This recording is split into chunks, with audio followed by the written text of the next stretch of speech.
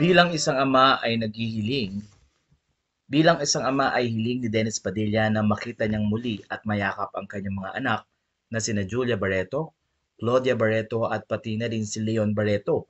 Matatandaang nag-birthday ang nasabing aktor noong February 9 at binati nga siya ng kanyang anak na si Julia. Kaya naman natuwa si Dennis Padilla sa mga ginawa na ito ng kanyang anak na si Julia. Pero sa pagkakataong ito ay muling nag-post si Dennis sa kanyang Instagram at ipinakita nga ang kanyang request.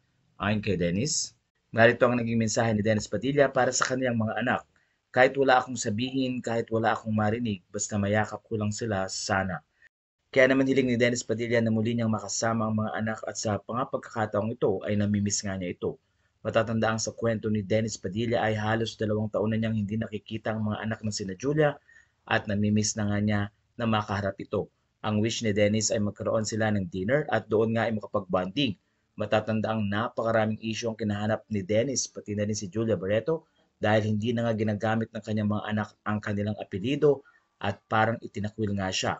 Kaya naman maraming netizen ang nagwi-wish na sana daw ay maging maayos din ang relasyon ni Dennis Padilla sa kanyang mga anak na sina Julia at sana nga daw ay maging regular na ang pagbisita nila sa kanilang magulang. Ilang mga fans din na nagsasabing malaki ang responsibility ni Marjorie Barreto na ayusin nga ang relasyon ni na Julia sa kanilang ama na si Dennis. At sa pagkakataong ito, tumatanda na si Dennis Padilla at kailangan din niya ang time na makasama ang kanyang mga anak na tila hanggang ngayon ay strange pa rin kay Dennis.